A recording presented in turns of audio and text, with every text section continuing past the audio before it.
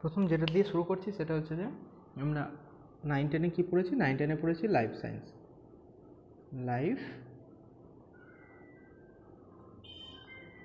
Life science.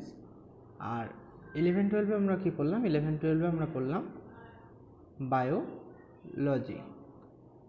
এখানে কেন দুটো জিনিস একই, দুটোর ক্ষেত্রে এর ক্ষেত্রেও যা মোটামুটিভাবে পড়ে এসেছি আমরা 11-12-এ যা পড়ছি সেম, দুটো জিনিস সেম, তা সত্ত্বেও এর নাম কেন লাইফ সায়েন্স, এর নাম কেন বায়োলজি, এটা মনে প্রথম প্রশ্ন জাগবে।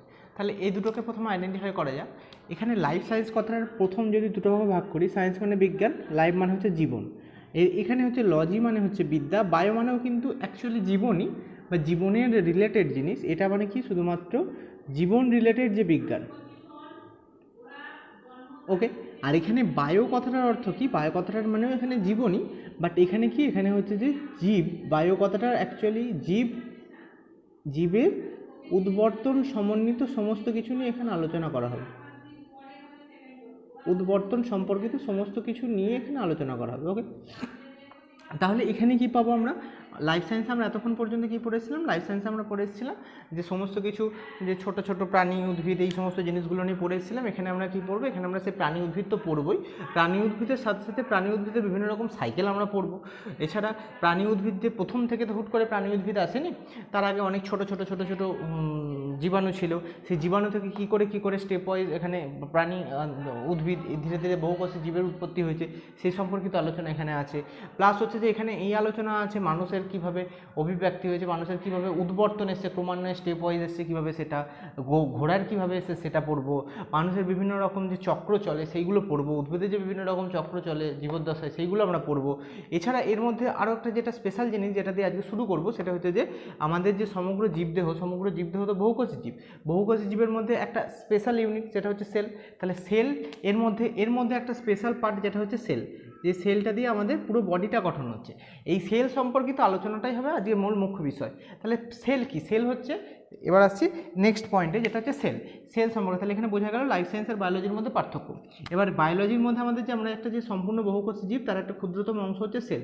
এই সেলকে কী বলা হয়, সেলকে বলা হয় cell the unit of life, মানে জীবনের একটা খুব গুরুত্বপূর্ণ এবং ভ্যালুয়েবল একটা পয়েন্ট হচ্ছে যে সেল, এই সেল ছাড়া কোনোভাবেই কোনো দেহ গঠন সম্ভব নয়। তাহলে যদি সেলকে আইডেন্টিফাই করতে হয়, হোয়াট ইজ সেল, যদি সেলকে আইডেন্টিফাই করতে হয়, সেল কি, সেল হচ্ছে কিছুই না, সেল হচ্ছে অ্যাজ এ কম্পার্টমেন্ট, একটা কম্পার্টমেন্ট। সেল তাহলে কি, cell is a compartment, cell is a compartment, cell কি, তাহলে সেল হচ্ছে একটা কম্পার্টমেন্ট। তার মানে এই যে এইটা হচ্ছে সেল, এটা হচ্ছে সেল, এটাকে সেল বলতে পারবো। তাহলে সেল কি, সেল হচ্ছে একটা কম্পার্টমেন্ট বা একটা ক্ষেত্র। সেল তাহলে কি, সেল হচ্ছে একটা ক্ষেত্র, এই একটা ক্ষেত্র, এই ক্ষেত্রের এইটা কি, এইটা হচ্ছে যে এর ইনার এনভায়রনমেন্ট, এটা হচ্ছে এর ইনার এনভায়রনমেন্ট, এটা হচ্ছে এর আউটার এনভায়রনমেন্ট। তাহলে ইনার এনভায়রনমেন্ট, আউটার এনভায়রনমেন্ট, সেলের মধ্যেকার অংশ, সেলের বাইরেকার ক্ষেত্র। তাহলে সেলের মধ্যেকার ক্ষেত্র, সেলের বাইরেকার ক্ষেত্রের মধ্যে যে একটা কভার রয়েছে, এই যে কভার রয়েছে, এই যে বাউন্ডারি রয়েছে, এই যে মেমব্রেন রয়েছে, তাহলে এই মেমব্রেনটা কী দ্বারা গঠিত হবে, দেখা যাক। এই যে সেলের মধ্যেকার ক্ষেত্র, সেলের মধ্যেকার ক্ষেত্রের মেন কম্পোনেন্টও কিন্তু আমাদের ওয়াটার, সাইটোপ্লাজম। সেলের বাইরেকার ক্ষেত্র, যে বাইরেকার ক্ষেত্রেরও আমাদের মূল উপাদান কিন্তু ওয়াটার। তাহলে দুই দিকে যে ওয়াটার রয়েছে, এই ওয়াটারকে রিপেল করবে এরকম কোনো পদার্থ দিয়ে এই মেমব্রেনটা গঠিত হবে। তাহলে সেল মেমব্রেন, এই যে মেমব্রেন মেনলি কী দ্বারা গঠিত হবে, মেমব্রেন গঠিত হবে মেনলি হাইড্রোফোবিক পার্ট দ্বারা। কী দ্বারা, হাইড্রোফোবিক পার্ট দ্বারা। সেই হাইড্রোফোবিক পার্টটা কি, হাইড্রোফোবিক পার্টটা হচ্ছে লিপিড দ্বারা মেনলি গঠিত হবে হচ্ছে আমাদেরকে এই মেমব্রেন। কেন হাইড্রোফোবিক পার্ট দ্বারা গঠিত হবে, হাইড্রো কথার অর্থ কি, হাইড্রো মানে হচ্ছে জল, ফোবিক মানে হচ্ছে যে সেকে ভয় পাচ্ছে, মানে জলকে ভয় পাচ্ছে এমন কোনো জিনিস যা দিয়ে এই মেমব্রেনটা গঠিত হবে। কেন, কারণ ইনার এনভায়রনমেন্ট এবং আউটার এনভায়রনমেন্টকে পৃথক করতে হবে। এবার এই সেলের মধ্যে আরও একটা স্পেশাল স্ট্রাকচার থাকে, যে স্পেশাল স্ট্রাকচারটার একটা খুব গুরুত্বপূর্ণ কাজ বা ভূমিকা রয়েছে, সেটা কি, সেটা হচ্ছে আমাদের ডিএনএ। সেলের মধ্যে থাকছে যে ডিএনএ, এই ডিএনএর স্পেশাল কাজ কি, এই ডিএনএর স্পেশাল কাজ হচ্ছে এই ডিএনএ ইনফরমেশানকে স্টোর করে। কি করে, ইনফরমেশান স্টোর করে। কোন ইনফরমেশান স্টোর করে, ইনফরমেশান স্টোর করছে কোন ইনফরমেশান, সেটা হচ্ছে যে আমাদের সেলের মধ্যে যা কিছু রিয়াকশান ঘটছে, যা কিছু প্রসেস হচ্ছে, সমস্ত কিছু রিয়াকশান প্রসেস, এই সমস্ত কিছু ইনফরমেশনকে স্টোর করছে কে ডিএনএ, যে কোথায় থাকছে, যে হচ্ছে সেলের মধ্যে থাকছে। এটা গেল মোটামুটিভাবে সেলের একটা আউটার লাইন বা একটা আপাত দৃষ্টিতে একটা পরিকল্পনা বলা হলো। এবার আমরা বায়োলজিতে কয়েকটা জিনিস পড়বো, সেটা হচ্ছে যে কিছু কিছু ইউনিট পড়বো। বায়োলজির মধ্যে আমরা পড়বো কি, বায়োলজির মধ্যে আমরা পড়বো কিছু কিছু ইউনিট, যে ইউনিটগুলো আইডেন্টিফিকেশনে কাজে লাগবে। প্রথম ইউনিট যেটা আসবে সেটা হচ্ছে যে সবথেকে ক্ষুদ্রতম ইউনিট, যেটা হচ্ছে যে Armstrong.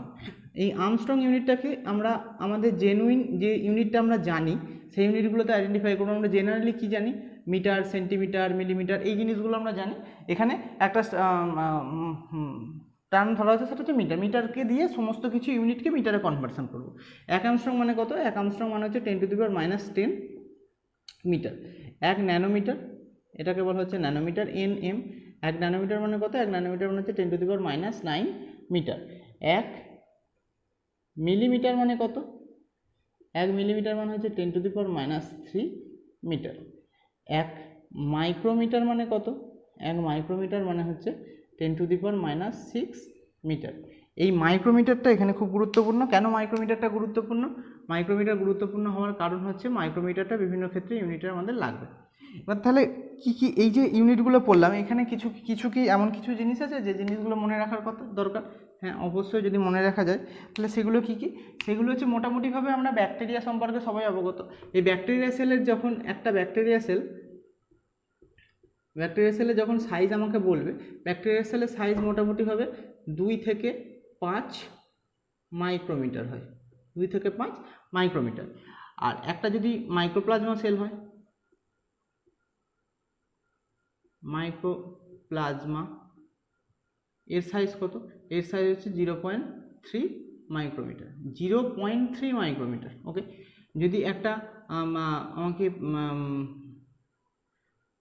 PPLO, 1 PPLO full form কি? 1 PPLO, এর সাইজ হচ্ছে 0.1 মাইক্রোমিটার। PPLO পুরো কথাটা কি? PPLO, এই যে পি ফর হচ্ছে প্লুরা, এই পি ফর হচ্ছে নিউমোনিয়া, এল ফর হচ্ছে লাইক, ও ফর হচ্ছে অর্গানিজম। তাহলে প্লুরা নিউমোনিয়া লাইক অর্গানিজম এর সাইজ কত? 0.1 মাইক্রোমিটার। এগুলো ন্যাচারালি মোটামুটিভাবে আমাদের ক্ষুদ্রতম, যেগুলো আমরা চোখে ইনফেকশন ঘটাচ্ছে, আমাদের ক্ষতিকর, এই জাতীয় জিনিসগুলো সম্পর্কে। তাহলে মনে প্রশ্ন রাখতে পারবো, আমাদের হিউম্যান বডি থেকে কিছুই নেই যার সাইজটা যদি আইডেন্টিফাই করা যাবে। হ্যাঁ, একটা যদি RBC cell, red blood corpuscle, বা আমাদের যে লোহিত রক্তকণিকা, এর যদি সাইজ আইডেন্টিফাই করা হয় তাহলে এর সাইজ হয় 7 মাইক্রোমিটার। কত হয়? 7 মাইক্রোমিটার। এটা গেলো মোটামুটি এদের ইউনিট বা সাইজ।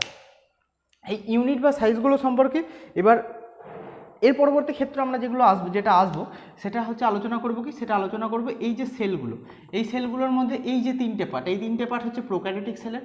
প্রথম ব্যাকটেরিয়া সেল, মাইক্রোপ্লাজমা, PPL, এগুলো সব হচ্ছে প্রোক্যারিওটিক সেল। আর এই যে আরবিসি হচ্ছে আমাদের ইউক্যারিওটিক সেলের অন্তর্গত। তাহলে এবার what is prokaryotic sell, what is eukaryotic sell, এইটা সম্পর্কে আমাদের জানতে হবে। তাহলে এখানে আইডেন্টিফাই করছি, প্রথম হচ্ছে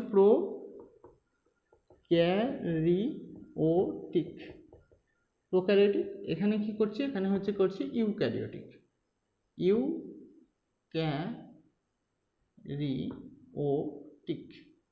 দুটোর পেছনে সেল আছে, ইউক্যারিওটিক সেল, এটা প্রোক্যারিওটিক সেল, এটা হচ্ছে ইউক্যারিওটিক সেল। এবার এখানে মনে রাখার উপায় হচ্ছে কি? প্রোক্যারিওটিক আর ইউক্যারিওটিক। প্রোক্যারিওটিকের মধ্যে কি? প্রোক্যারিওটিকের মধ্যে কথাটাকে যদি আমরা দুটো ভাগে ভাগ করি, প্রো আর ক্যারিওটিক। প্রো মানে কি? প্রো মানে হচ্ছে আদি, ক্যারিওটিক সেল মানে আদি সেল। অর্থাৎ এখানে এই যে এই প্রো কথাটার মানে হচ্ছে আদি। কি এটা? আদি। আর এখানে এই যে ইউ কথাটা হচ্ছে নূতন, মানে এর পরে তৈরি হয়েছে। ইউ কথাটা কি? ইউ কথাটা হচ্ছে নূতন, মানে এর পরে তৈরি হয়েছে। ওকে, তাহলে এটা হচ্ছে প্রোক্যারিওটিক আর ইউক্যারিওটিক সেলের মোটামুটিভাবে মনে রাখার একটা উপায় হচ্ছে এটা। এবার তারপরে আমাদের কি মনে রাখতে হবে? তারপরে আমাকে দেখতে হবে এটাকে মানে আমরা পার্থক্য কি করে করব। পার্থক্য হচ্ছে এটাই করব যে প্রোক্যারিওটিক সেল, যখন প্রোক্যারিওটিক সেল মানে হচ্ছে যে আদি সেল, তাহলে সেই আদি সেলকে আগে তৈরি হয়েছে, তার মানে আদি সেল ন্যাচারালি ছোট হবে সাইজে। আগে তৈরি হওয়ার সেল ছোট হবে, মানে প্রথম পয়েন্টে কি? প্রথম পয়েন্টটা হচ্ছে যে cell small in size, cell small in size. উদাহরণ কি? উদাহরণ হচ্ছে যে আমাদের দেখতে গেলে দেখো, আমাদের হচ্ছে যদি ওই ব্যাকটেরিয়া সেলই ধরি, একটা ব্যাকটেরিয়া সেলের সাইজ কত পেয়েছিলাম আমরা? 2 থেকে 5 মাইক্রোমিটার। এটা ন্যাচারালি কি, এটা ন্যাচারালি হচ্ছে cell large in size, cell large in size. যেমন যেমন হচ্ছে আরবিসি যদি ধরি আমরা, আরবিসি সাইজ কত পেয়েছিলাম 7 micrometer.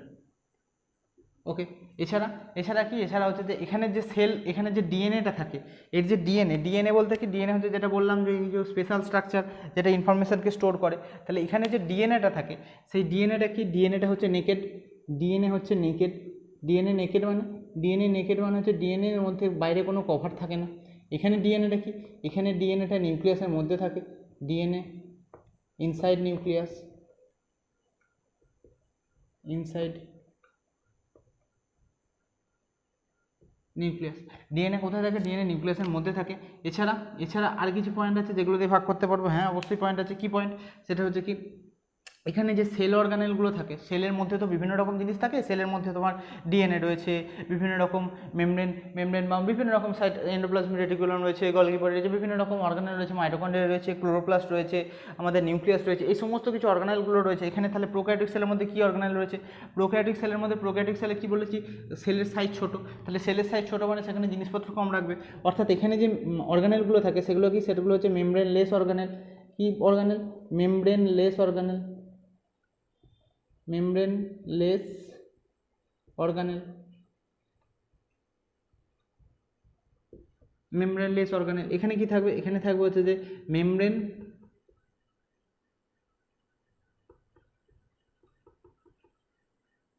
Less plus membrane bound organelle, present থাকে দুটোতে। এখানে মেমব্রেনলেস অর্গানেল বলতে কি, মেমব্রেনলেস অর্গানেল যদি উদাহরণ লেখা হয় সেটা হচ্ছে রাইবোজোম।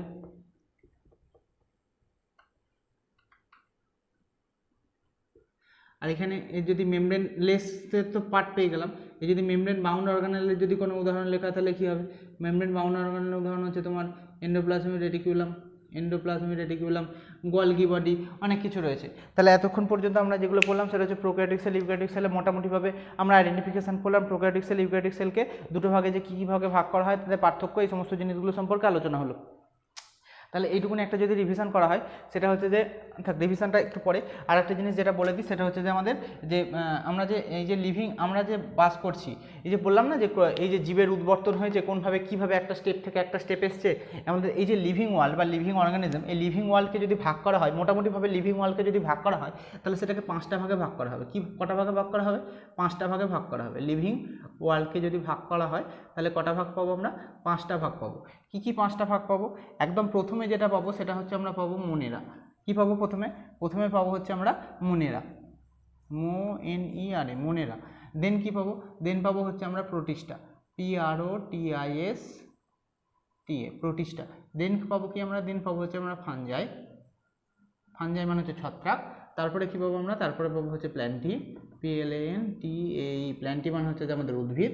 আর একদম শেষে কী পাবো, একদম শেষে পাবো আমরা অ্যানিমেলিয়া মানে কি, অ্যানিমেলিয়া মানে হচ্ছে প্রাণীর গোত্র। এবার তাহলে প্রথম এইগুলোকে কী হিসেবে ভাগ করা হয়েছে, প্রথম এই যে পার্টটা, এই যে 5টার মধ্যে প্রথম অংশটা অর্থাৎ মোনেরাটাকে বাদ দিলে বাকি 4টে অংশ অর্থাৎ হচ্ছে প্রোটিস্টা, ফানজাই, প্ল্যান্টি, অ্যানিমেলিয়া, এরা সবাই হচ্ছে ইউক্যারিওটিক সেলের অন্তর্গত। কেবলমাত্র মোনেরা হচ্ছে আমাদের প্রোক্যারিওটিক সেলের অন্তর্গত। এবার এই মোনেরার মধ্যে বললাম প্রোক্যারিওটিক সেলের অন্তর্গত, তাহলে আমাদের মনে এখানে একটা জিনিস দেখলাম, এই যে 3টে জিনিস বলেছিলাম, ব্যাকটেরিয়া, মাইক্রোপ্লাজমা, PPLO, এই 3টে কী বলেছিলাম, এই 3টে বলেছিলাম যে প্রোক্যারিওটিক সেল। তাহলে মোটামুটিভাবে মোনেরার মধ্যে উদাহরণ হিসেবে কী আসতে পারে, ব্যাকটেরিয়া। এবার এই ব্যাকটেরিয়া মানে এই ব্যাকটেরিয়ার নামের হিসাবে এই মোনেরাকে দুটো ভাগে আবার ভাগ করা হয়। কী কী দুটো ভাগে ভাগ করা হয়, মোনেরাকে ভাগ করা হয়, একটা হচ্ছে আর্কি ব্যাকটেরিয়া, একটা হচ্ছে ইউ ব্যাকটেরিয়া। কী ব্যাকটেরিয়া, একটা হচ্ছে আর্কি ব্যাকটেরিয়া, ARCHAE,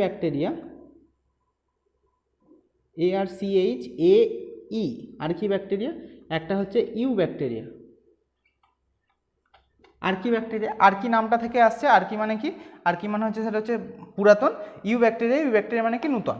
অর্থাৎ এই আর্কি ব্যাকটেরিয়াটা কি, আর্কি ব্যাকটেরিয়া হচ্ছে একদম এই 5টা লিভিং ওয়ার্ল্ডে যে 5টার মধ্যে একদম প্রথম এসছে আর্কি ব্যাকটেরিয়া, দেন নিউ ব্যাকটেরিয়া, তারপর আস্তে আস্তে ধীরে ধীরে প্রোটিস্টা, ফাঞ্জাই, প্ল্যান্টিয়া, অ্যানিমেলিয়া এইভাবে উদ্বর্তন হয়েছে। এবার এই যে প্রথম আর্কি ব্যাকটেরিয়া, এই আর্কি ব্যাকটেরিয়ার উদাহরণস্বরূপ যদি আমরা কিছু বলি তাহলে আর্কি ব্যাকটেরিয়ার উদাহরণ কি আসবে এবং ইউ ব্যাকটেরিয়ার উদাহরণ কি আসবে, আর্কি ব্যাকটেরিয়ার উদাহরণ কী আসবে এবং ইউ ব্যাকটেরিয়ার উদাহরণ কী আসবে। আর্কি ব্যাকটেরিয়ার যদি উদাহরণ বলা হয়, আমরা গোবর সম্পর্কে সবাই একটু সচেতন। এই গোবরের মধ্যে যে গ্যাস উৎপন্ন হয়, কী গ্যাস উৎপন্ন হয়, মিথেন গ্যাস উৎপন্ন হয়। এই মিথেন গ্যাস উৎপাদনকারী যে ব্যাকটেরিয়াটা অর্থাৎ মিথানোজেন, এই মিথানোজেন হচ্ছে আর্কি ব্যাকটেরিয়ার উদাহরণ। কি বললাম, মিথানোজেন, মিথানোজেন, এই মিথানোজেন হচ্ছে আর্কি ব্যাকটেরিয়ার উদাহরণ। সেকেন্ড পয়েন্ট কি, সেকেন্ড হচ্ছে আমাদের মিথানোজেন। থার্মোকক্কাস যে অ্যাকোয়াটিকাস, থার্মোকক্কাস অ্যাকোয়াটিকাস, থার্মোকক্কাস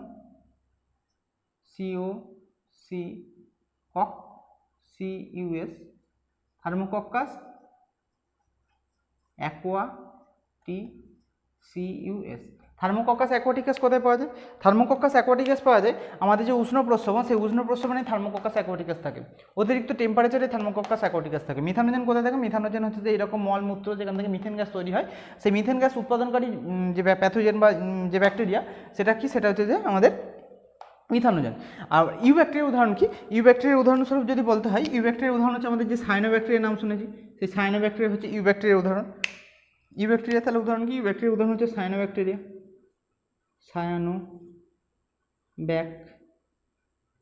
সায়ানোব্যাকটেরিয়া।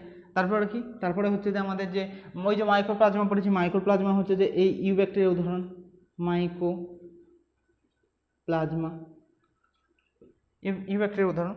এবার এইটা হলো মোটামুটিভাবে, তাহলে এটা কি হলো, এটা হচ্ছে যে প্রোক্যারিওটিক সেল। এটা কিন্তু এই যে মনেরা কিন্তু প্রোক্যারিওটিক, এটা কিন্তু প্রোক্যারিওটিক। কি বললাম, এটা হচ্ছে প্রোক্যারিওটিক,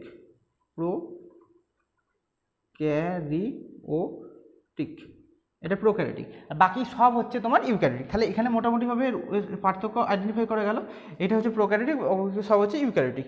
এবার এই চারটে যে পার্ট, এই চারটে পার্ট হচ্ছে ইউক্যারিওটিক হওয়ার সত্ত্বেও এদেরকে এখানে চারটে ভাগে ভাগ করা হয়েছে। এদের তাহলে তো একটা কমন নাম দিয়ে লিখে দেওয়া যেত। তাহলে এরা প্রথম পয়েন্ট হিসেবে কিন্তু এদেরকে আমরা প্রথম পয়েন্ট কী দেবো, প্রথম পয়েন্ট দেবো এদেরকে আমি ইউক্যারিওটিক, প্রথম পয়েন্ট দেবো আমি এদেরকে ইউক্যারিওটিক। ইউক্যারিওটিক কিন্তু সবার ক্ষেত্রে যাবে, এদের ক্ষেত্রেও কিন্তু তিনটের ক্ষেত্রেও ইউক্যারিওটিক পয়েন্টই যাবে। এদের প্রথম তিনটে পয়েন্ট কী আসবে, প্রথম পয়েন্টে আসবে ইউক্যারিওটিক সেল। তাহলে আমাদের পার্থক্যটা কী হলো, পার্থক্য সেকেন্ড পয়েন্টে যেটা পার্থক্য সেটা হচ্ছে যে এই ইউক্যারিওটিক হওয়া সত্ত্বেও এ কিন্তু ইউনিসেলুলার, অর্থাৎ একটাই মাত্র সেল থাকে,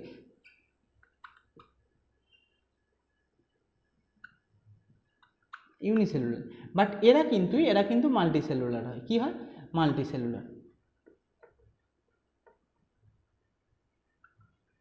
এইটা হচ্ছে এদের মেন পার্থক্য।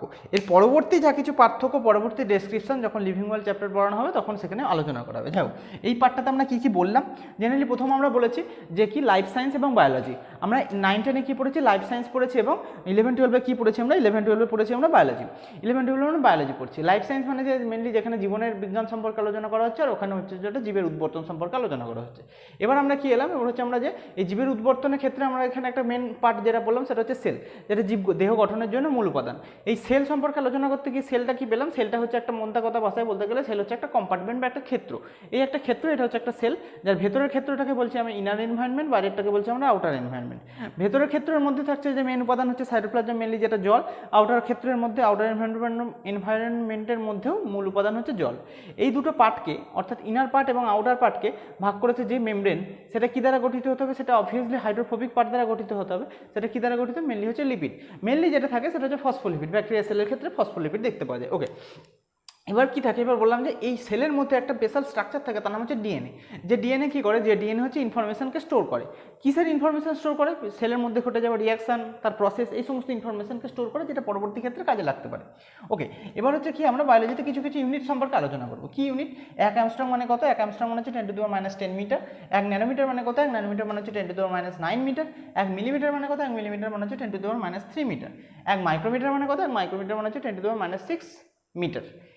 এবার এই ইউনিটগুলো নিয়ে কিছু কিছু সেলের একটা গুরুত্বপূর্ণ সাইজ যেগুলো মনে রাখতেই হয়, সেটা হচ্ছে একটা ব্যাকটেরিয়া সেলের যদি সাইজ ধরা হয় তাহলে সেটা কত, তাহলে সেটা হচ্ছে যে 2 থেকে 5, 2.5 মাইক্রোমিটার কিন্তু নয়, 2 থেকে 5 মাইক্রোমিটার, 2 থেকে 5 মাইক্রোমিটার।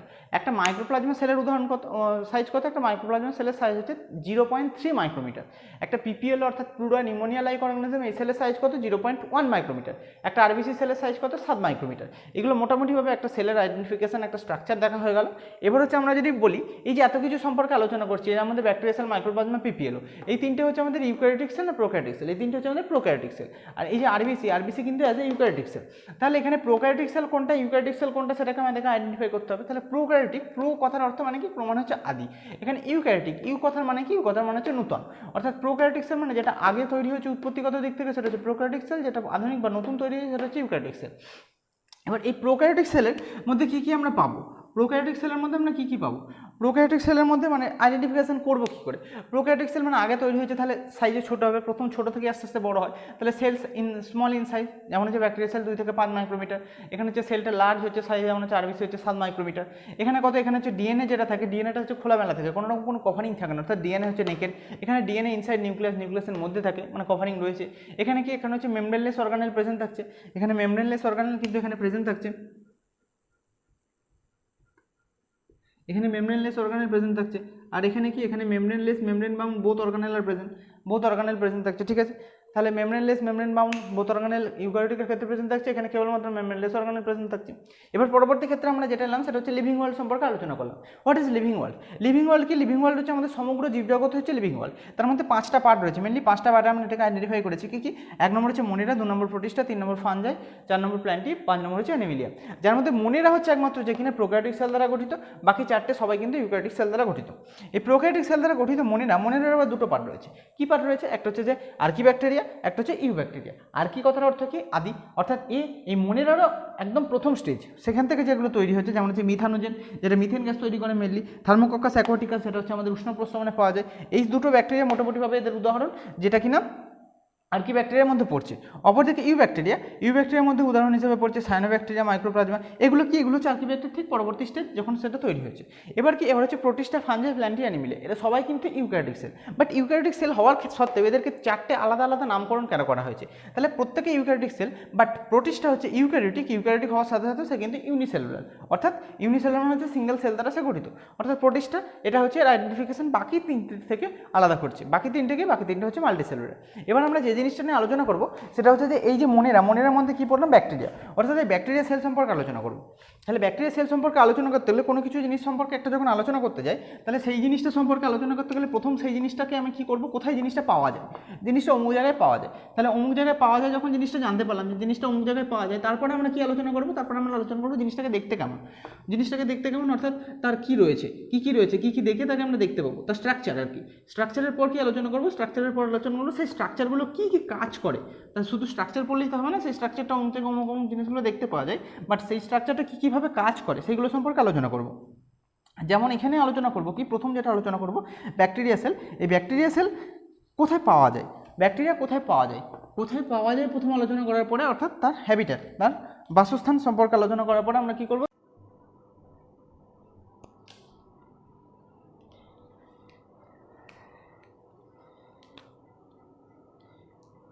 আমরা প্রথম প্রোক্যারিওটিক সেল হিসেবে কী পড়ব? প্রোক্যারিওটিক সেল হিসেবে আমরা প্রথম ব্যাকটেরিয়াল সেল পড়ব।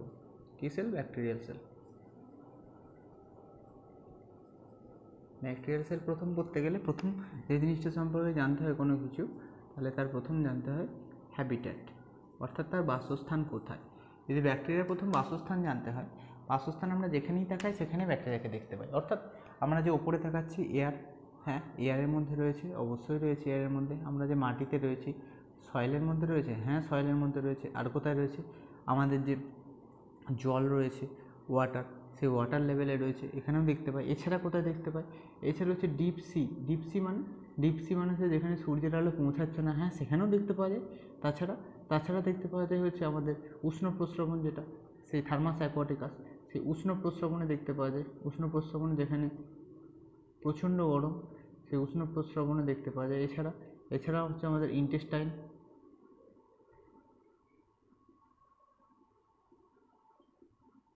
ইন্টেস্টাইন, হ্যাঁ ইন্টেস্টাইনের মধ্যে দেখতে পাওয়া যায়। এটা হচ্ছে মধ্যমধ্যি ব্যাপার, তাদের হ্যাবিটেট সম্পর্কে আলোচনা করা হবে। এবার তাদের স্ট্রাকচার সম্পর্কে আলোচনা করা হবে। স্ট্রাকচার সম্পর্কে আলোচনা করতে গেলে প্রথম যে জিনিসটা আমাদেরকে তাকাতে হবে, যে জিনিসটা আমাদেরকে নজর দিতে হবে, সেই জিনিসটা হচ্ছে তার স্ট্রাকচার বা গঠনগত দিক থেকে। সেটা যে আউটার স্ট্রাকচার, অর্থাৎ একদম বাইরের যে অংশটা গঠন হচ্ছে, সেটা তিনটে অংশ দ্বারা গঠিত। কী কী তিনটে অংশ দ্বারা গঠিত? একদম বাইরে কি থাকছে? একদম বাইরে থাকছে হচ্ছে যে লেয়ারটা, তার নাম হচ্ছে গ্লাইকোক্যালিক্স। কী নাম? গ্লাইকোক্যালিক্স। তার ভিতরে কি থাকছে? তার ভিতরে থাকছে সেল ওয়াল। একদম ভেতরে কি থাকছে? একদম ভেতরে থাকছে আমাদের সেল মেমব্রেন। তাহলে এই অংশটার নাম কি? এই অংশটার নাম হচ্ছে আমাদের গ্লাইকোক্যালিক্স। GlycoCALYX, glycocalyx. সেকেন্ড পার্টটার নাম কি আমাদের?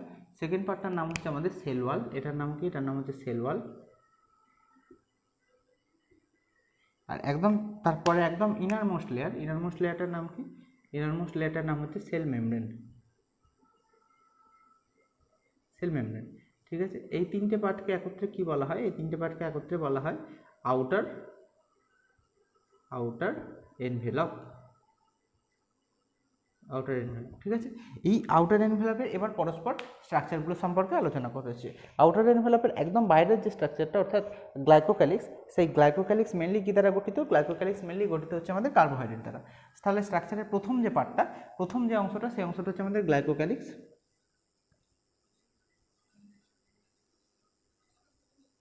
গ্লাইকোক্যালিক্স কী দ্বারা গঠিত? মেনলি যেটা গঠিত হচ্ছে কার্বোহাইড্রেট দ্বারা, made up of carbohydrate.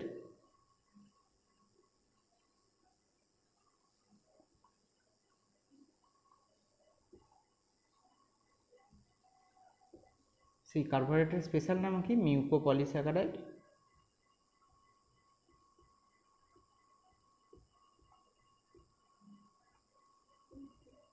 Mucopolysaccharide হচ্ছে একটা স্পেশাল কার্বোহাইড্রেট, সেই কার্বোহাইড্রেট নিয়ে গঠিত।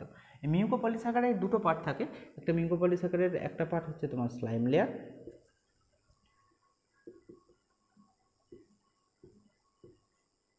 আর একটা পার্ট হচ্ছে ক্যাপসুল। দুটো কেন আলাদা ভাগ করা হলো? পার্থক্য কি? স্লাইম লেয়ারে কী হিসেবে ইয়ে হয়, আর ওটা কী হয়? স্লাইম লেয়ার এটাকে কী করে? স্লাইম লেয়ার এটাকে করে হচ্ছে স্টিকি বা চটচটে। কী করে? Sticky, STICKY, sticky. আর একে কী করে? একে করে থিক, মোটা and tough.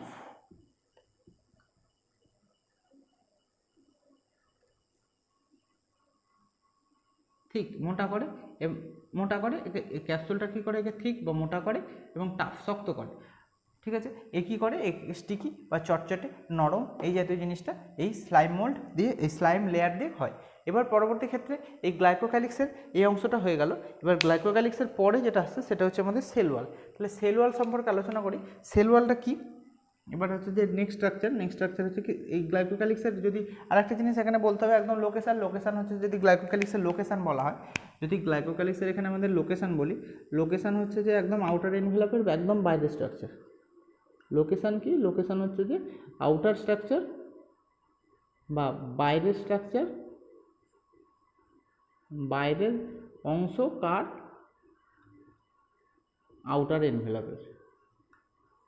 Outer ENVELOP, outer এনভেলপের একদম বাইরের স্ট্রাকচার। ওকে, তারপরে কি নেক্সট যেটা আসে সেটা হচ্ছে গ্লাইকোক্যালিক্সের পরে আসছে আমাদের হচ্ছে cell wall.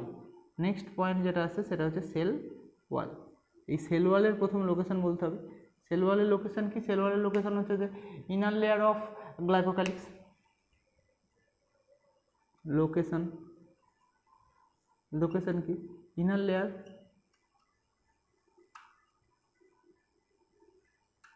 Of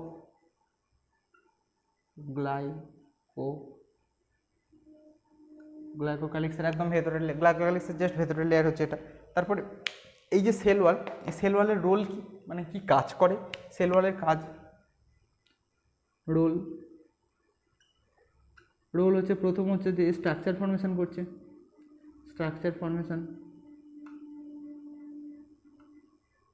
car structure formation করছে? অফ সেলের স্ট্রাকচার ফর্মেশন করছে 1 নম্বর। 2 নম্বর হচ্ছে প্রোটেক্ট করছে। কাকে প্রোটেক্ট করছে? প্রোটেক্ট সেলকে প্রোটেক্ট করছে বাইরে থেকে। 3 নম্বর কি, 3 নম্বর হচ্ছে যে বাধা দিচ্ছে কাজ কি থেকে, কোলাপসিং হার থেকে, কোলাপস থেকে বাধা দিচ্ছে, বাধা দিচ্ছে, এটা হচ্ছে মেন রোল হলো। এবার হচ্ছে কি, এবার যে জিনিসটা বলবো সেটা হচ্ছে যে এর কী দ্বারা গঠিত, মেনলি সেল ওয়াল গঠিত কী দ্বারা, সেল ওয়াল গঠিত হচ্ছে যে জিনিসটা দ্বারা, এই সেল ওয়ালের গঠনগত দিক থেকে দেখতে গেলে এটাকে 3টে পার্ট করছি আমরা। কী কী? ব্যাকটেরিয়া সেলের ক্ষেত্রে, ব্যাকটেরিয়ার ক্ষেত্রে সেল ওয়াল কী দ্বারা গঠিত,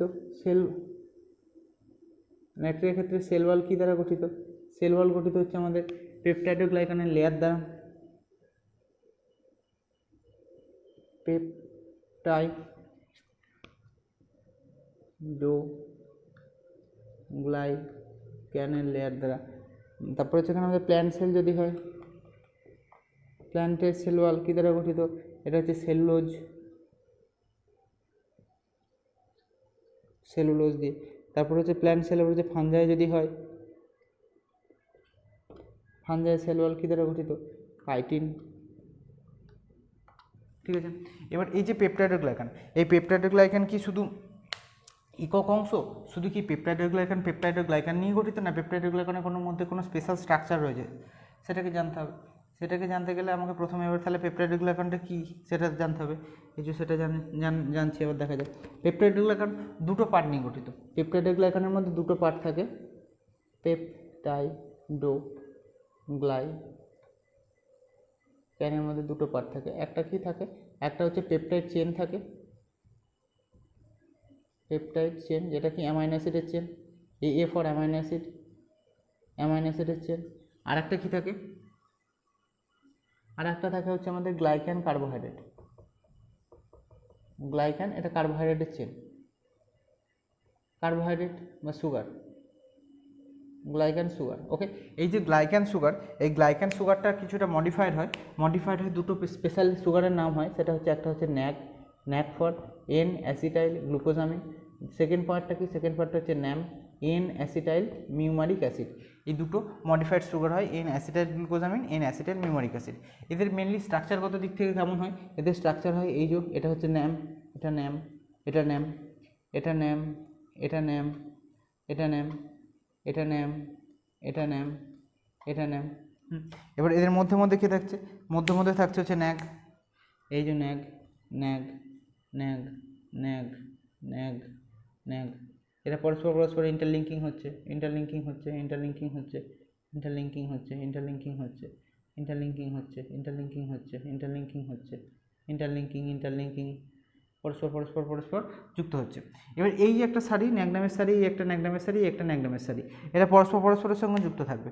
কী দ্বারা যুক্ত থাকবে, পরস্পরের সঙ্গে যুক্ত থাকবে এই যে পেপটাইড চেন, পেপটাইড চেন দিয়ে, এই পেপটাইড চেন দিয়ে যুক্ত থাকছে, পেপটাইড চেন দিয়ে যুক্ত থাকছে, এইভাবে পেপটাইড চেন দিয়ে এরা পরস্পরের সঙ্গে যুক্ত থাকছে। এটা হচ্ছে এদের স্ট্রাকচার। এদের স্ট্রাকচারগত পার্থক্য হচ্ছে, মানে স্ট্রাকচারগত দিক থেকে তারা এরকমভাবে দেখতে হয়। এবার এই যে ন্যাগডাম দিয়ে স্ট্রাকচার দিয়ে গঠিত হলো, এবার এইটা হলো মোটামুটিভাবে এদের সেল ওয়াল বা সেল ওয়ালের ফর্মেশন বলো, সেল ওয়ালের স্ট্রাকচার বলো এইটা। এবার যেটা হচ্ছে যে এদের দুটো পার্ট মনে রাখতে হবে, সেটা হচ্ছে যে আমাদের পেনিসিলিন আর লাইসোজাইম, এই দুটো জিনিস আমরা পড়েছি। What is penicillin, what is lysozyme. Penicillin আর লাইসোজাইম, পেনিসিলিন কী করছে, পেনিসিলিন কি, পেনিসিলিন হচ্ছে আমরা যে অ্যান্টিবায়োটিক ব্যবহার করি পেনিসিলিন, সেই পেনিসিলিয়াম নোটিনাম থেকে যেটা পাচ্ছি আমরা পেনিসিলিন, এই পেনিসিলিন কি করছে, আর এদিকে হচ্ছে আমাদের লাইসোজাইম কি করে,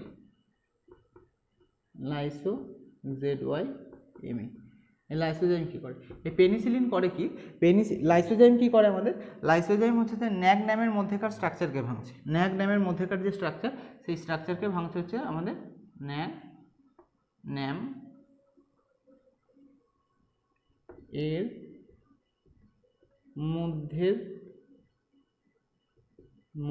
এর বন্ড ভাঙছে। আর এ কি করে, এ হচ্ছে যে অ্যামাইনো অ্যাসিডের যে ক্রস লিঙ্কিং, এর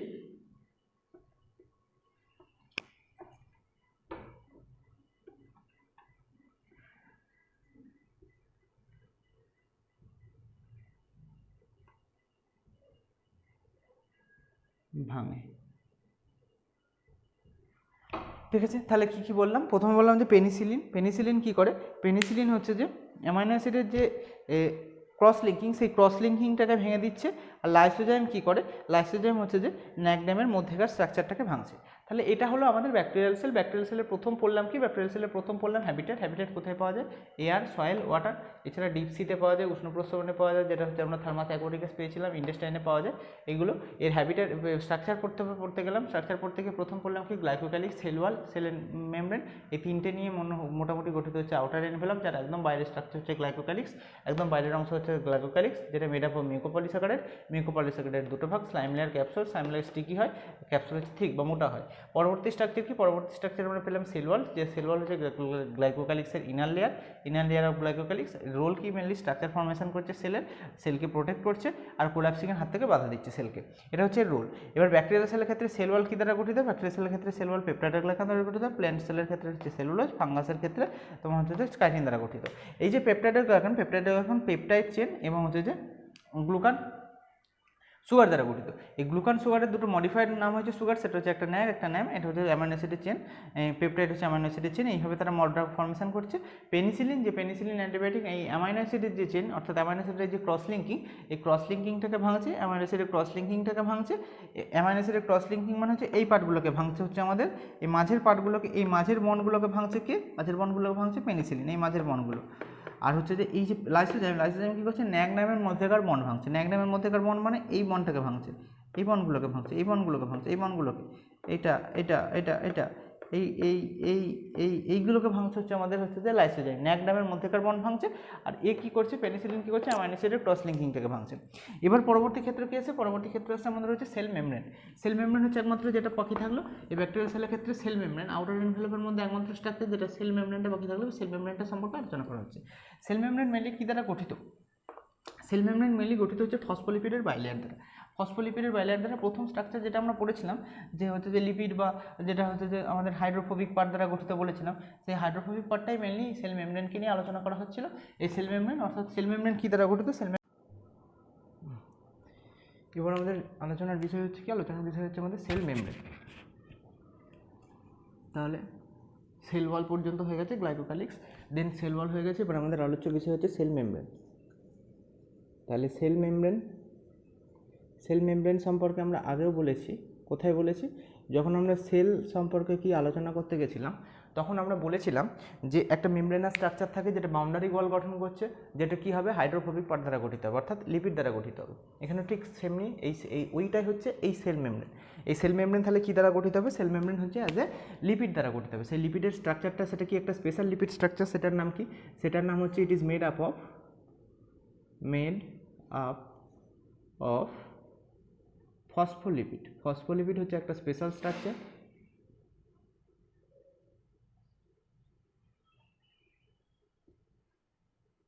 ফসফোলিপিডের স্ট্রাকচার দ্বারা গঠিত হবে। ফসফোলিপিডের কী দ্বারা গঠিত? ফসফোলিপিডের সিঙ্গেল লেয়ার না ডবল লেয়ার? অবভিয়াসলি এটা সিঙ্গেল লেয়ার নয়, ডবল লেয়ার দ্বারা গঠিত। কেন ডবল লেয়ার দ্বারা গঠিত সেটা পরে আলোচনা করছি।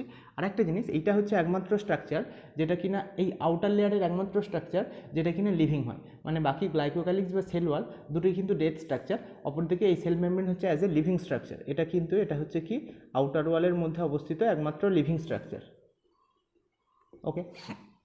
আর একটা, এটা যেহেতু ফসফোলিপিড দ্বারা গঠিত, লিপিড দ্বারা গঠিত। লিপিড মানে কি? লিপিড মানে হচ্ছে এটা হচ্ছে যে আমাদের হাইড্রোফোবিক পার্ট। হাইড্রোফোবিক পার্ট তাহলে কী করবে? হচ্ছে যে হাইড্রোফিলিক সাবস্টেন্সগুলোকে এন্ট্রি বা এক্সিটে বাধা দেবে। তাহলে কী করবে? এ প্রিভেন্ট করবে। প্রিভেন্ট করবে? Hydrophilic substance prevent entry or exit. কী করতে? ভেতরে ঢুকতে, বাইরে বাধা করতে। Entry or exit. কার এন্ট্রি এক্সিট? Hydrophilic substance.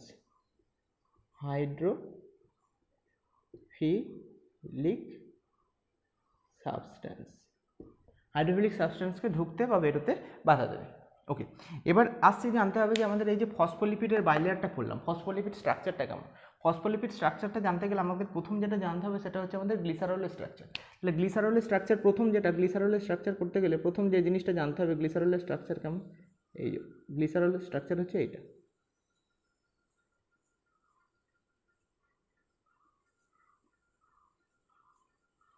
এটা কি, এটা হচ্ছে গ্লিসারল।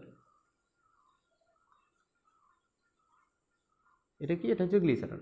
এই গ্লিসারলের মধ্যে কি দেওয়া হচ্ছে, গ্লিসারলের মধ্যে ফ্যাটি অ্যাসিড দেওয়া হচ্ছে। ফ্যাটি অ্যাসিডের স্ট্রাকচার কীরকম, ফ্যাটি অ্যাসিডের স্ট্রাকচার হচ্ছে এরকম।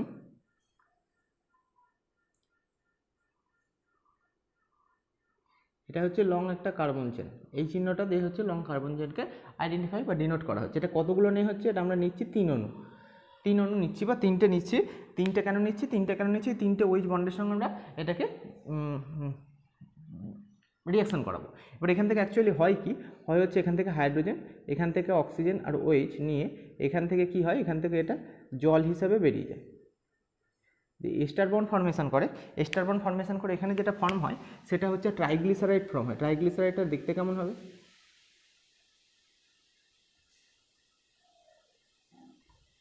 ট্রাইগ্লিসারাইড দেখতে কেমন হবে,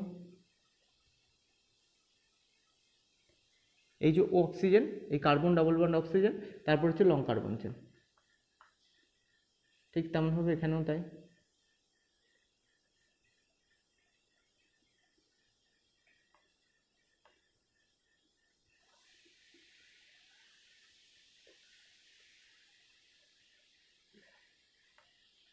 এই লং, এইটা কি নাম, এটার নাম হচ্ছে ট্রাইগ্লিসারাইড।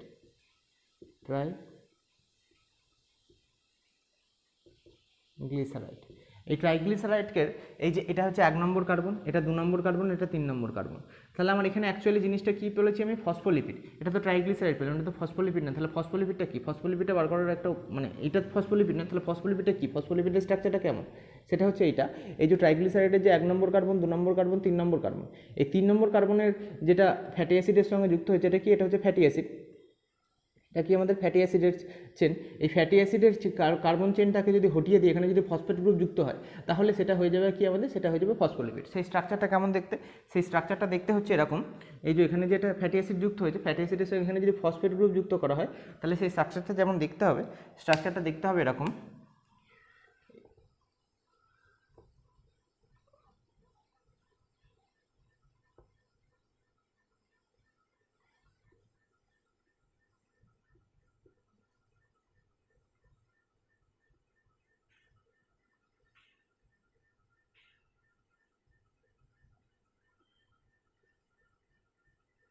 এই যে ফসফেট, এই ফসফেট গ্রুপটা যুক্ত হওয়ার জন্য এটার নাম কি হয়ে যাচ্ছে, এটার নাম হয়ে যাচ্ছে ফসফোলিপিড। কী নাম হচ্ছে এটা, এটার নাম হচ্ছে ফসফোলিপিড।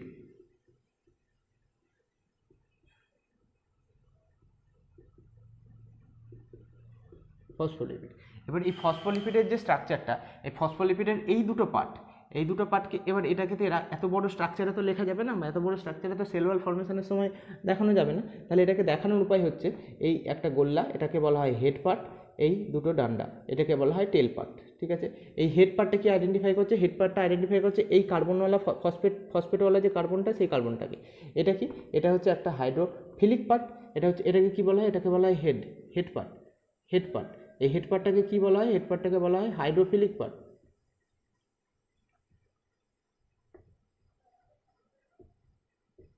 Hydrophilic part. হেড পার্টে কে থাকছে, হেড পার্টে থাকছে ফসফরাস প্রেজেন্ট, হেড পার্টে ফসফরাস প্রেজেন্ট থাকছে। আর টেল পার্ট দুটো কি, দুটো টেল রয়েছে, এই দুটো টেলের মধ্যে কি রয়েছে, দুটো টেলের মধ্যে রয়েছে এই যে ফ্যাটি অ্যাসিডওয়ালা যে কার্বনটা, এটা কি, এটা হচ্ছে আমাদের হাইড্রোফোবিক পার্ট, হাইড্রোফোবিক পার্ট। এটা কি, এটা হচ্ছে আমাদের টেল, এটা হচ্ছে টেল পার্ট। তাহলে টেল পার্ট কী হলো, টেল পার্ট হচ্ছে আমাদের হাইড্রোফোবিক, আর আমাদের হেড রিজিয়নটাকে, হেড রিজিয়নটা হচ্ছে হাইড্রোফিলিক পার্ট। এবার এটা মেনলি স্ট্রাকচারটা কেমনভাবে দেখতে হয়, স্ট্রাকচারটা দেখতে কেমন হয়, স্ট্রাকচারটা দেখতে হচ্ছে এরকম। এইটা যদি আমাদের আউটার স্ট্রাকচার হয়, এটা যদি আমাদের আউটার লেয়ার হয়, মানে সেলের বাইরের পার্ট, আর এটা হচ্ছে আমাদের সেলের ভিতরের অংশ, সেলের ভিতরের অংশ, সেলের বাইরের অংশ। তাহলে একটা জিনিস মাথায় রাখতে হবে, সেলের বাইরেও রয়েছে আমাদের জল, সেলের ভিতরেও রয়েছে আমাদের জল। তাহলে কোন জিনিসটাকে বাইরে রাখতে হবে, সেটা হচ্ছে আমাদের হাইড্রোফোবিক পার্টটাকে বাইরে রাখতে হবে। কী বাইরে রাখতে হবে, আমাদের হাইড্রোফোবিক পার্টটাকে বাইরে রাখতে হবে, হাইড্রোফোবিক পার্টটাকে বাইরে রাখতে হবে। আর হচ্ছে যে আমাদের হাইড্রোফিলিক পার্টটা, মানে যেটা হচ্ছে যে জল, হাইড্রোফোবিক, ও বাইরে কী রয়েছে, আউটার সাবস্টেন্স, আউটারের বাইরে, আউটারের কী রয়েছে, আউটারে রয়েছে আমাদের জল, ম্যাক্সিমাম পরিমাণে রয়েছে জল। ইনারেও কী রয়েছে, ইনারেও রয়েছে আমাদের জল। তাহলে হচ্ছে যে বাইরে জল ভেতরে জল, তাহলে যেটা জল লাভিং সাবস্টেন্স অর্থাৎ হচ্ছে হাইড্রোফিলিক পার্ট, যেটা হাইড্রোফিলিক পার্ট, সেই হাইড্রোফিলিক পার্টটাকে জলের দিকে রাখলেই তবেই সেটা জলকে লাভ করবে। আর অপর দিকে হচ্ছে হাইড্রোফোবিক পার্ট, হাইড্রোফোবিক পার্ট হচ্ছে টেল সাবস্টেন্স, টেল রিজিয়নটাকে যদি আমরা বাইরের দিকে রাখি তাহলে সেটা তো জলে জলে বিকর্ষণ করবে। তাহলে এটা দেখতে কেমন হবে?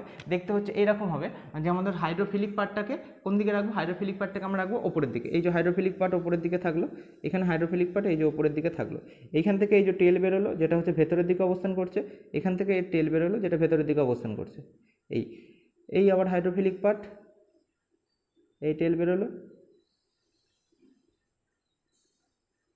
এই টেল বেরোলো, এই আবার হাইড্রোফিলিক পার্ট, এই টেল বেরোলো, এইভাবে অবস্থান করছে।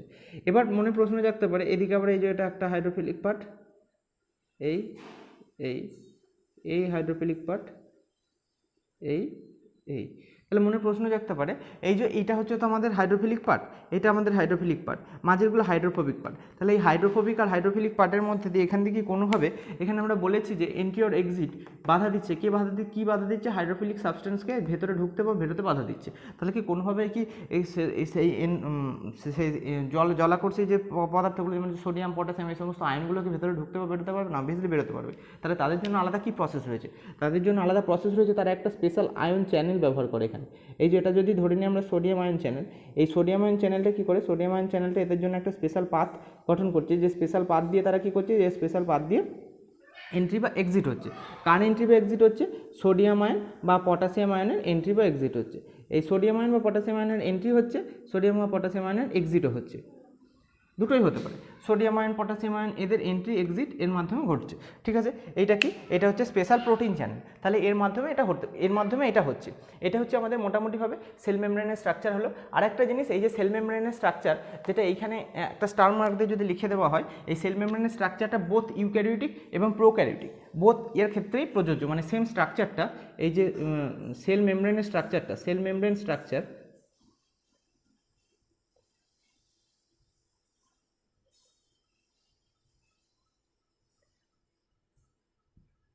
is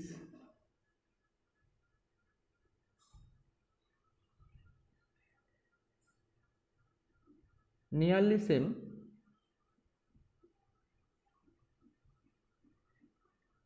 in both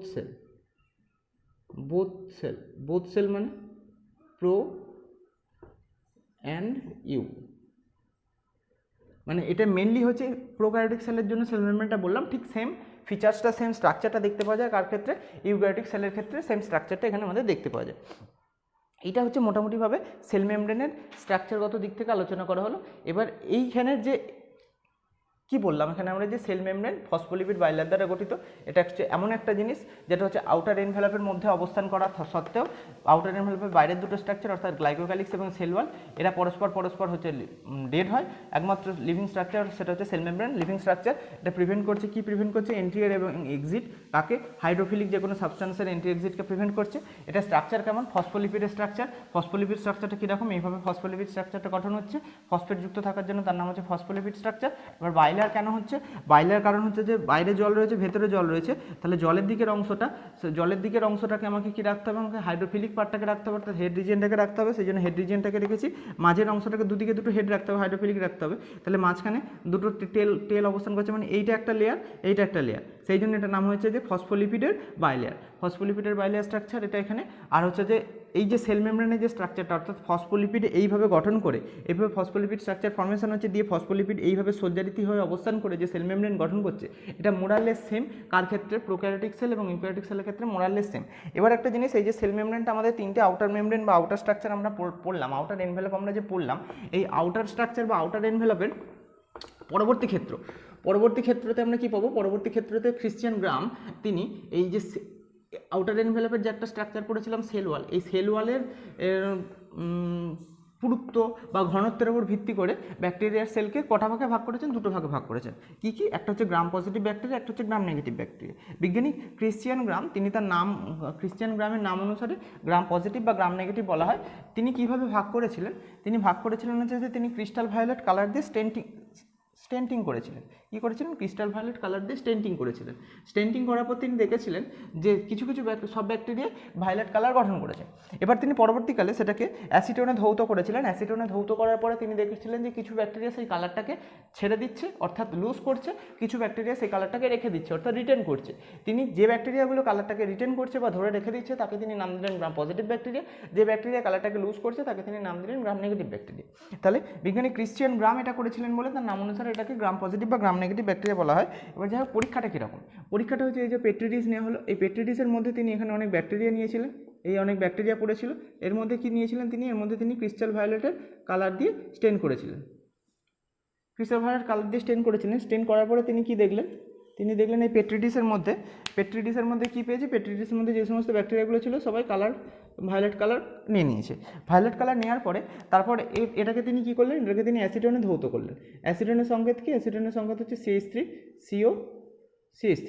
অ্যাসিটোনে ধৌত করার পরে তিনি কি দেখলেন? তিনি দেখলেন যে কিছু কিছু ব্যাকটেরিয়া কালারটাকে রিটেন করেছে, কিছু কিছু ব্যাকটেরিয়া কালারটাকে ছেড়ে দিয়েছে, অর্থাৎ লুজ করেছে।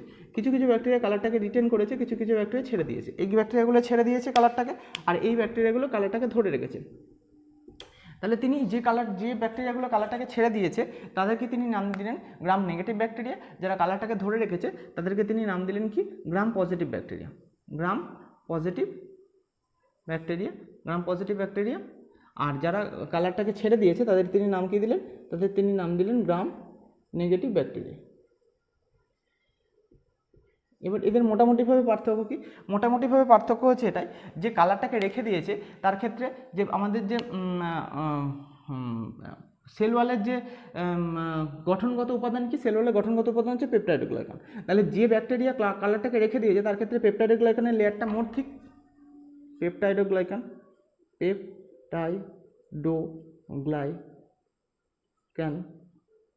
মোর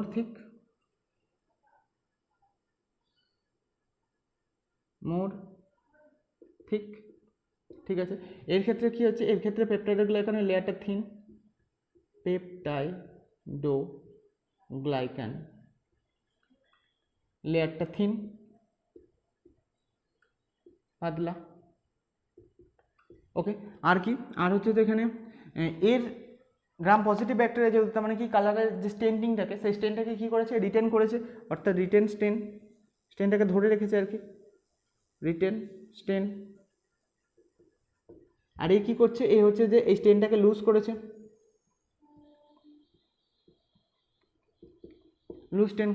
আর একটা জিনিস এখানে যেটা যদি মনে রাখা সম্ভব হয় সেটা হচ্ছে গ্রাম নেগেটিভ ব্যাকটেরিয়ার উদাহরণ। গ্রাম নেগেটিভ ব্যাকটেরিয়ার উদাহরণ আমরা একটা জিনিস প্রথমে বলেছিলাম, মনে আছে কিনা জানি না, সেটা হচ্ছে গ্রাম নেগেটিভ ব্যাকটেরিয়া আমাদের বলেছিলাম যে মাইক্রোপ্লাজমার মধ্যে কোনো সেল ওয়ালই থাকে না।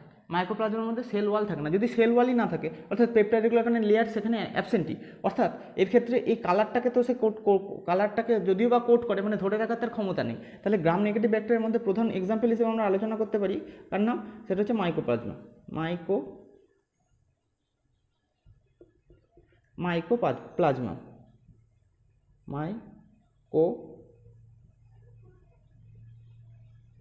আর কি? সায়ানোব্যাকটেরিয়া।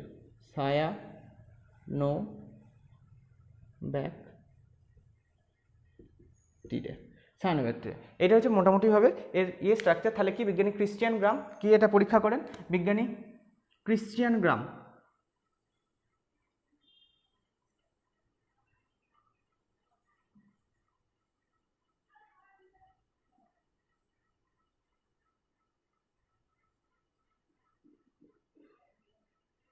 ক্রিশ্চিয়ান গ্রাম এটা পরীক্ষা করেন। কি পরীক্ষা করেন? যে একটা পেট্রি ডিশের মধ্যে তিনি কিছু ব্যাকটেরিয়া নিলেন, তারপর সেটাকে ক্রিস্টাল ভায়োলেট কালার দিয়ে তিনি সেটাকে কালার করলেন। কালার করার পর তিনি দেখলেন ভায়োলেট কালার দিয়ে সেটা কালার হয়েছে, মানে ভায়োলেট কালার সেটা পেয়েছে। তারপর অ্যাসিটোনে তিনি ধৌত করলেন। অ্যাসিটোনে ধৌত করার পর তিনি দেখলেন কিছু ব্যাকটেরিয়া কালার লেস হয়েছে, কিছু ব্যাকটেরিয়া মানে কালার আগের কালার ফিরে পেয়েছে, কিছু ব্যাকটেরিয়া ভায়োলেট কালারটাকে রেখে দিয়েছে। এর উপর ভিত্তি করে তিনি গ্রাম পজিটিভ গ্রাম নেগেটিভ ব্যাকটেরিয়াকে আইডেন্টিফাই করলেন। গ্রাম পজিটিভ ব্যাকটেরিয়ার ক্ষেত্রে তিনি বললেন যে পেপটাইডোগ্লাইকানের লেয়ারটা মোর থিক, বেশি থিক থাকার জন্য সেটা কালারটাকে ধরে রাখতে পেরেছে। এর ক্ষেত্রে সেটা হচ্ছে থিন, সেই কারণে যে কালারটাকে ধরে রাখতে পারেনি। এ কী করেছে? কালারটাকে ধরে রাখতে পেরেছে, অর্থাৎ রিটেন স্টেনটাকে ধরে রেখেছে। এর হচ্ছে যে স্টেনটাকে ধরে রাখতে পারেনি, অর্থাৎ এটা লুজ স্টেনটাকে লুজ করেছে। এর উদাহরণস্বরূপ যদি গ্রাম নেগেটিভ ব্যাকটেরিয়ার ক্ষেত্রে মনে রাখা যায় তাহলে হচ্ছে মাইক্রোপ্লাজমা আর হচ্ছে সায়ানোব্যাকটেরিয়া, এই দুটো হচ্ছে এর উদাহরণ। পরবর্তী ক্ষেত্রে আমরা কি পড়বো, পরবর্তী ক্ষেত্রে আমরা পড়বো এর মোটামুটি আউটার এনভেলপ হয়ে গেল। এবার এর পড়বো যে আমরা সারফেস স্ট্রাকচার। সারফেস স্ট্রাকচারের মধ্যে হচ্ছে পিলি, ফিমরি, এইগুলো নিয়ে আলোচনা করা হবে।